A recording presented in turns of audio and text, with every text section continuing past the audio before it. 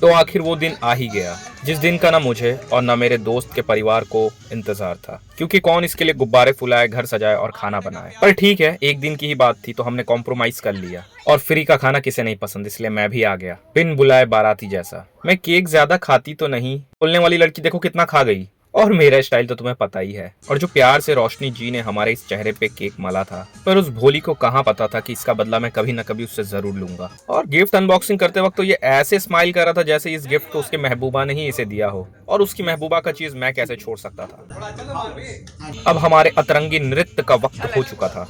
इसी जहरीली वस्तु का सेवन करने की वजह से इन दोनों का शायद ऐसा हाल हो चुका था। तो इन दोनों को घर से बाहर निकालने के बाद मैं अपनी पागलपंती को जारी रखता हूँ, पर ये कहाँ सुधरने वाले थे। इनको तो बस मौका चाहिए था फेमस होने का, पर इन बेचारों को क्या पता मैं खुद ही फेमस नहीं हूँ। मेरे इतने मेहनत, लगन और निष्ठा के कारण रोशन की मम्मी मेरे से अति प्रसन्न होती है और पूरी की पूरी कढ़ाई धर देती है मेरे सामने। मैंने इसे फोन दिया था हमारे वीडियोस बनाने के लिए, पर ये तो अपनी सुंदरता को निखार रहा था और भोजन करते वक्त हमारा एमएमएस बना रहा था कि बार बार हमें याद दिला पाए कि इसने पार्टी दी थी। सबके चेहरे को गौर से रिकॉर्ड करने के बाद शायद वो अब थक चुका था और उसकी थकान मेरे से देखी नहीं गई, तो इसीलिए हम सीधे चाय की दुकान चले जाते हैं। पर यहाँ भी हमारे बीच चाय कौन पिलाएगा इसको लेके बहस छिड़ जाती है, और फिर एक निर्णय होता है कि चाय हमारे बिजॉय द एडिटर भैया पिलाएंगे। तो बस क्या था, हम सब खुश हो जाते हैं और चल पड़ते हैं सफर की ओर।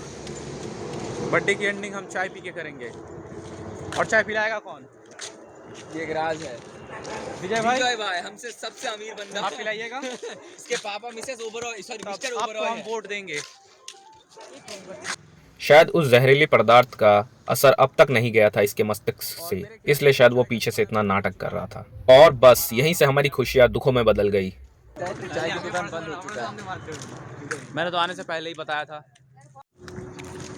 तो चाय की दुकान बंद है, आपका पैसा बच गया। कैसा लग रहा है आपको? ये फील्स गुड। और हमारा आना व्यर्थ। रोशनी जी, आपको कैसा लग रहा है? आपको कैसा लग रहा है? आपका इतना आना चलना सब शायद व्यर्थ हो गया। आप कहिए कुछ, जनता सुनना चाहती है आपकी आवाज़। नहीं निकलेगा। सही है कुछ। सामने कैमरा से अब हमें नहीं डरना चाहिए, क्योंकि अब हमने सपना सजा लिया है एक बड़ा इंसान बनने का। हमारा नेता कैसा हो? रोशन जी जैसा हो। ये हमारे भैया फाइनेंशियल संभालते हैं, चाय पिलाना, खाना खिलाना सब ये संभालते हैं। ये हमारी रोशनी देवी इस साल पंचायत इलेक्शन में हमें जिताना है।